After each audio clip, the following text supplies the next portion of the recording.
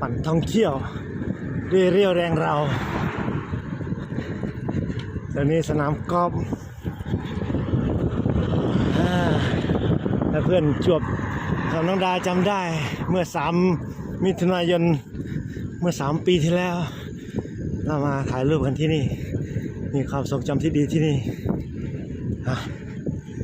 วันนี้เรามาปั่นจักรยานท่องเที่ยว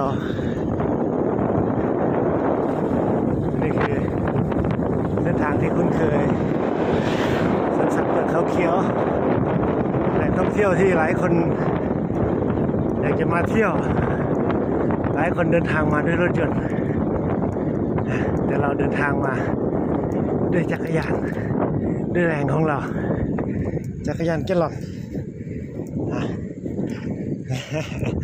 ปั่นท่องเที่ยวด้วยเรี่ยวแรงเราตามคอนเซปต์ของตัวเราเอง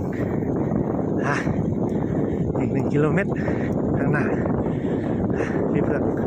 เข้าใจว่าน่าจะรออยู่ตรงกวางตัวใหญ่ๆด้านหน้าสวนสัตว์เขาเขียวสุดฟินนู่นเขาจะดีโอกาสดีๆจะไปชมวิวบนเขาจะดีเถิดคนเดียวเดี๋ยวไปเจอพี่เผือกอยู่ข้างหน้าตามเวลานัด 7 โมงยอดเยี่ยมเลยปั่นท่องเที่ยวด้วยเรี่ยวแรงเราตามคอนเซ็ปต์ไม่คอนเซ็ปต์